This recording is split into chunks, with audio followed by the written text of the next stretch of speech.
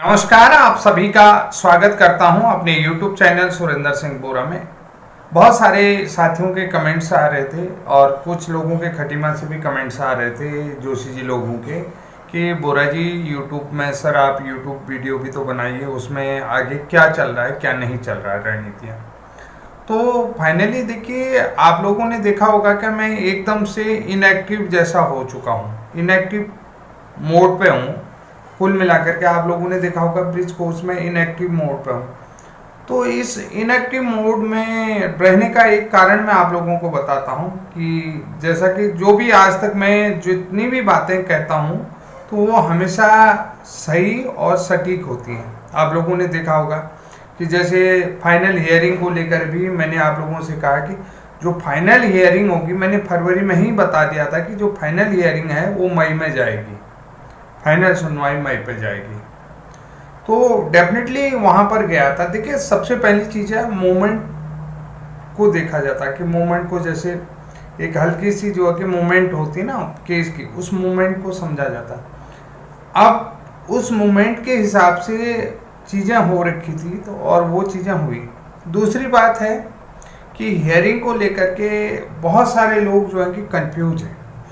मैंने एक बेहतरीन वीडियो आप लोगों के पास बनाया हुआ है, उसको देख लीजिएगा। पूरे देश के लोगों का सहयोग चाहिए मुझे, मैं आप पैसा भी नहीं मांग रहा हूँ आप लोगों से, बस आप लोगों का सहयोग चाहिए एक अच्छी तादाद में, कि आप लोगों का चाहे कमेंट जो है नेगेटिव हो या पॉजिटिव हो, इससे नहीं मतलब मुझे।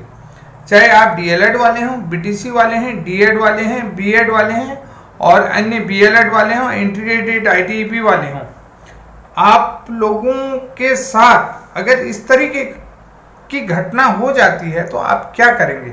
सवाल ये है कि भाई जब आपने मिनिमम क्वालिफिकेशन जो भी इस समय जो है कि एट प्रेजेंट जो भी किसी भी कोर्स में टीचर ट्रेनिंग प्रोग्राम में या टीचर ट्रेनिंग कोर्स में जिसने भी एडमिशन ले रखा है, कोई भी आप लोगों का जो है कि राष्ट्रीय शिक्षा परिषद एनसीटी के किसी भी टीचर ट्रेनिंग कोर्स पर आपने एडमिशन ले रखा है और आपने एडमिशन, देखिए सबसे पहली चीज़ आप लोगों को बताता हूँ कि एक वेल होप के साथ लिया हुआ है, अच्छी आशा के साथ लिया हुआ है। जब कोई भी बच्चा प्रशिक्षण लेता है तो ना उसके बड़े बड़े सपने होते हैं, वो सपने देखता है, वो सपनों को सजोता है। समझ रहे हैं? जब हम भी ट्रेनिंग करते थे हम भी सपने देखते थे और टीचर बनने से पहले हमको सोचते थे कि हमको टीचर बनना है। हम बड़े सपने सजाते थे, बच्चों को पढ़ाएंगे, बच्चों को इस तरीके से बड़े सपने देखते थे, टारगेट लेके चलते थे। ठीक है, सपना देखना, सपनों को सजोना और उस ड्रीम पे खोना, ये कितना एक चीज होती, कितना मनमोहक दृश्य होता है जब कोई भी होता है। आज तो हम देखिए सारे अधिकतर लोग जो है कि पेरेंट्स बन चुके हैं, आज उनके बच्चे भी जो है कि इंटरमीडिएट तक पहुंच चुके हैं। तो एक जो हम जिस ट्रेनिंग पीरियड में होते हैं, जिस दौरान हम जो है कि अपने भविष्य के सपने देखते हैं, फ्यूचर्स के ड्रीम्स को देखते हैं, एक अपना फ्यूचर ड्रीम को जो है कि इमेज करते हैं, उसका इमेजिनेशन करते हैं, तो फ्यूचर ड्रीम्स को, तो उसमें देखिए तमाम तरीके के उतार चढ़ाव, हर दिन नया सपना बुनते हैं, हर दिन नया सपना देखते हैं, हर दिन नई जो है कि एक क्यूरियोसिटी दिमाग में आती है और उस क्यूरियोसिटी के साथ हम जीते हैं और उस क्यूरियोसिटी के साथ जो है कि चलते हैं, उस क्यूरियोसिटी के साथ खाना खाते हैं, उस क्यूरियोसिटी के साथ सोते हैं। तो दिन रात हम उसको लेते हैं, फिर दिन रात उसके लिए मेहनत करते हैं, दिन रात उसके लिए फॉर्म भरते हैं। तो देखिए यही क्यूरियोसिटी को लेकर के उसमें हमारा भाई देखिए बहुत सारी चीज़ें होती है, बहुत लाइफ में उतार चढ़ाव चलता है। तो ये क्यूरियोसिटी की बात होती है। इसमें बच्चा सपना देखता है, बच्चा सपनों में तैरता है, बच्चा सपनों में खोता है, बच्चा सपने बुनता है, बच्चे सपनों की उड़ान भरता है। तो ये तमाम चीज़ें, चाहे आप बीटीसी वाले हों, चाहे आप डीएड वाले हों, या आप डीएलएड वाले हों, या बीएड वाले हों, या आईटीईपी वाले हों, या भविष्य में जो है कि आपने किसी टीचर ट्रेनिंग कोर्स में एडमिशन ले रखा, तो आपके मन में भी ये सपने आएंगे। अगर आपके सपनों को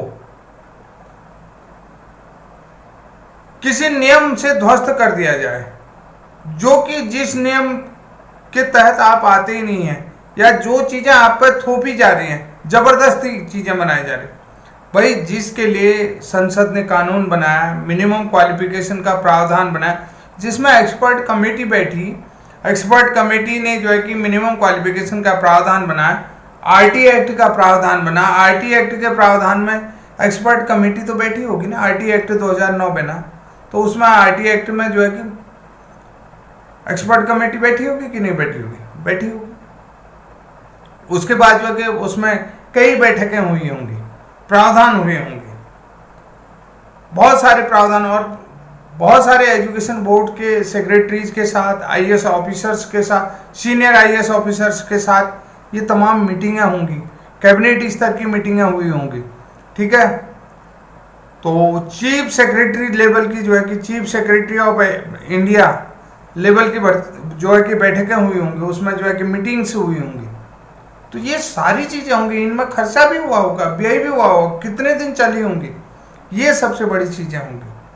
अब देखिए साथियों, देखिए मैं इनएक्टिव क्यों हूं, देखिए इनएक्टिव क्यों हूं का मतलब है, मुझे पता है कि सारे प्रावधान एक्सपर्ट कमेटी के द्वारा आरटी एक्ट में किए गए हैं, और आरटी एक्ट में जो प्रावधान किए गए हैं, जो प्रोविजंस किए गए हैं, all provisions are equal to DElEd.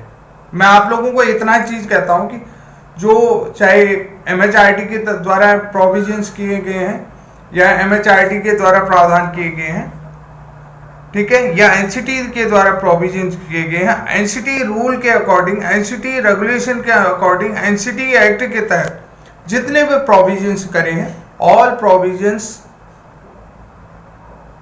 Are equal DElEd, और all provisions for minimum qualification being primary teachers.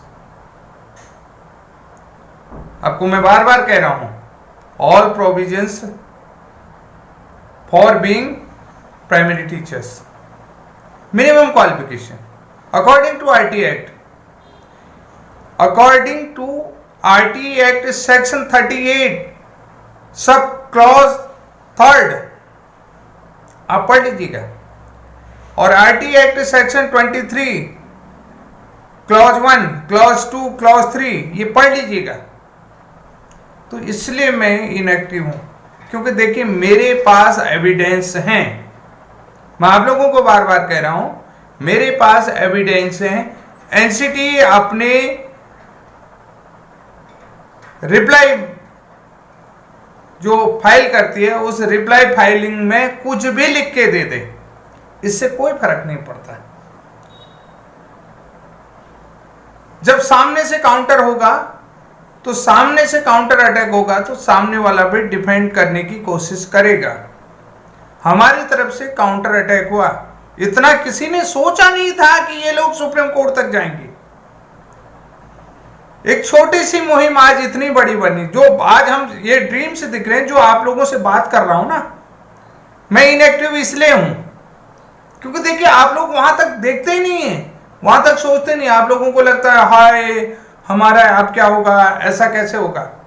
भाई पहली चीज हमारी मुहिम को देखे ना कि इतनी बड़ी, इतने लार्जर रूप में, इतना एलोबरेट होगी, इतना जो है कि एक्सप्लोर होगी, किसी ने नहीं सोचा था, ना कि एनसीटी ने, ना स्टेट गवर्नमेंट ने, और ना ही जो है कि सुप्रीम कोर्ट ने, कि भाई ये चीजें इतने एक्सप्लोर हो सकते हैं, ये इतना एक्सटेंड हो सकते हैं, ये इतना जो है कि लार्जर रूप में जो है कि इम्प्लीमेंट कर जाएगी। किसी ने नहीं सोचा होगा, किसी ने नहीं सोचा होगा कि एमएचआरटी को जवाब देना पड़ेगा, एनसीटी को जवाब देना पड़ेगा। ये कोई इतने बड़े लाखों की तादाद में नहीं थे, पूरे देश में जो है कि आप लोगों ने देखा होगा 1 लाख कैंडिडेट्स हैं, 1,05,000, उसमें गवर्नमेंट टीचर्स भी हैं। अब एनसीटी ने देखिए भाई सामने से आप काउंटर करोगे, काउंटर अटैक करोगे, तो वो पूरी कोशिश करेंगे, एनसीटी जो है कि अपना डिफेंड करेगी, और एनसीटी ने एक्सेप्ट किया है। बहुत बढ़िया जवाब, मैंने पढ़ा नहीं, मैंने सुना लोगों से, एनसीटी ने बहुत बढ़िया जवाब दिया है कि ये जो है कि उसी जॉब में बने रहने के लिए था, यानी कि ये जो ट्रेनिंग प्रोग्राम था ये फॉर एलिमेंट्री टीचर्स के लिए था, जो क्लास 1 to 5 क्या कर रहे हैं, पढ़ा रहे हैं। ठीक है, this training will be elementary teachers. who teach class 1 to 5 in government, semi government, government aided, private, public and others school। ठीक है, तो ये चीज है कि ये कोर्स किसके लिए था कि उसी जॉब में बने रहने के लिए, यानी कि उसी जॉब में किसके लिए, कौन से टीचर्स थे, वो एलिमेंट्री टीचर्स, यानी कि ये एलिमेंट्री टीचर्स के पद पर बने रहने के लिए था। यानी कि आप लोग एलिजिबल हैं, एलिमेंट्री टीचर के रूप में एलिजिबल हैं। तो एनसीटी ने आप लोगों के लिए पॉजिटिव जवाब है। आपको इसको एक्सप्लेन करना पड़ेगा कोर्ट में कि एनसीटी जो आप लोगों को जवाब दे रही है कि ये उसी पद में, यानी कि उसी पद में कौन सा है, यानी कि एलिमेंट्री टीचर्स के लिए था। तो एलिमेंट्री टीचर्स के रूप में आप लोग एलिजिबल है। यानी कि जो भी कैंडिडेट जिन्होंने ये कोर्स 6 मंथ ब्रिज कोर्स किया है, जिसको एनसीटी ने एक्सेप्ट किया है कि ये हमने करा रखा है, ये कोर्स जो है कि हमें एमएचआरडी ने डायरेक्शन दिया है। अब देखना है कि एमएचआरडी क्या रिप्लाई दे। एमएचआरडी के डायरेक्शन पे हमने ये कोर्स किया और उसमें जो है कि देखिए बहुत बढ़िया चीज है। अब आप जो है कि 22 सितंबर का रिकॉग्निशन ऑर्डर पढ़ लो, एनसीटी का जवाब तो आप लोगों को सीधा सीधा उसमें पॉजिटिव ले जाएगा। समझ रहे हैं, 22 सितंबर का जो है कि माननीय जजेज हैं वो भी तो पढ़ेंगे उसको भाई 22 सितंबर में क्या कह सकता है। उसमें प्रोविजन सारे लिखते हैं, एनसीटी एक्ट या एनसीटी एक्ट जो है कि 1993, NCT regulation section 20, NCT rule 29, NCT power clause 12, इनके अकॉर्डिंग जो है कि ये ऑल प्रोविजंस किए गए हैं। तो यानी कि ये प्राइमरी टीचर्स के लिए एलिजिबल है। आपके पास एविडेंस है, इसमें घबराने की जरूरत नहीं। अगर 1% भी निगेटिव जाता है, ये बाय द वे चला गया है 1% निगेटिव, तो 1% निगेटिव जाने में पता है पूरे देश से जवाब मांगूंगा। अकाउंटेबिलिटी जो है कि संसद की भी होगी और मैं ये भी पूछूंगा कि जो आरटीआई एक्ट के प्रोविजन में कितनी बैठकें हुई, पूरा वहां तक जाऊंगा, मैं यहां तक नहीं जाऊंगा। आप जो हल्के में मुझे ले रहे हैं कि आरटीआई एक्ट जो अमेंडमेंट 2017 है तो उसमें कितने बैठकें हुई और कितने प्रोविजंस किए गए, किस किस आधार पर हुए, कौन कौन से एक्सपर्ट कमेटी के मेंबर्स थे, कौन कौन से बोर्ड के मेंबर्स को लिया गया था और कौन कौन से जो है कि एजुकेशन सेक्रेटरीज ने पार्टिसिपेट किया और कितने चीफ एजुकेशन सेक्रेटरी ने इनमें जो है कि पार्टिसिपेशन किया है और कितना दिन लगा। ये सारी चीजें जो है कि इस चीज को मैं लूंगा। और आरटीआई एक्ट अमेंडमेंट देखिए भैया बहुत सारी चीजें, उसमें क्या क्या डिसीजन होंगे, क्या क्या निर्णय लिए गए, क्या क्या चीजें हुई, other things all things include. देखिए ये जो है कि आरटीआई में सारी चीजें मांगी जाएंगी। तो दोस्तों आपको परेशान होने की जरूरत नहीं है। अगर निगेटिव 1% भी जाता है तो आपका भाई आप लोगों के साथ खड़ा रहेगा। वैसे मैं कहता हूं कि 100% आप लोग जीतोगे आप लोगों के लिए, क्योंकि जो एविडेंस है एनसीटी ने एविडेंस के अगेंस्ट अगर कोई आंसर दिया है, कोई रिप्लाई फाइल किया है, तो वो एविडेंस आपके लिए वो जो है कि आप लोगों के लिए रामबाण है। आप लोगों के लिए जो है कि एक पॉजिटिव मैसेज है। एनसीटी ने नेगेटिव भी था, वो पॉजिटिव मैसेज है। एनसीटी का जवाब, एनसीटी का जो नेगेटिव रिप्लाई है वो भी आपके लिए पॉजिटिव जवाब है। क्यों? क्योंकि आपके पास एनसीटी का जो इस कोर्स के लिए जो एनसीटी रेगुलेशन ऑर्डर है, या जो है कि आप लोगों ने देखा होगा कि रिकॉग्निशन ऑर्डर है, वो रिकॉग्निशन ऑर्डर आपके फेवर में एनसीटी एक्ट के बारे में पूरी तरीके से एक्सप्लेन कर रहा है, एक्सप्लोर कर रहा है और किस को हमने जो है कि इंस्टीट्यूशन बनाया, किस किस तरीके से किसको ऑथराइज किया है और अथॉरिटी कौन था, ऑथराइज कौन था, ये सारी चीजें उसमें दिया हुआ है। एनआईओएस इंस्टीट्यूशन को किस किस सेक्शन के तहत दिया गया है, ये सारी चीजें 14-15 सेक्शन 14-15A 15B ये सब कुछ आप लोगों को दिया हुआ है। एक बार फिर से मैं आप लोगों से कह रहा हूँ कि जो रिकॉग्निशन ऑर्डर एनसीटी का 22 सितंबर का, उसको जरूर पढ़ लें। लास्ट में आप लोगों को सब कुछ दिखेगा। तो आज के लिए धन्यवाद। आप लोगों के साथ पुनः जो है कि जितने आप लोगों के कमेंट आएंगे उस कमेंट के आधार पर वीडियो बनाऊं और अधिक से अधिक ये पूरे देश पे जाना चाहिए, क्योंकि नेक्स्ट भी मेरी एनर्जी खत्म नहीं हुई है। इनएक्टिव होने का मतलब मैंने आप लोगों को बताया नहीं, बता जाता हूं, क्योंकि बहुत सारे लोग जो है कि उतना जो है कि ड्रीम पर नहीं सजोते हैं जितना ड्रीम मैं सजोता हूं। जितने सपने हम ट्रेनिंग के दौरान देते हैं उन सारे सपनों के साथ प्रेजेंट नहीं रहते हैं। मैं उन सारे सपनों के साथ प्रेजेंट रहता हूं कि जो हमने ट्रेनिंग के दौरान किया था और जो आज हम कर रहे हैं। वो ट्रेनिंग के दौरान के जितने भी हमारे ड्रीम्स हैं आज भी वो अलाइव है।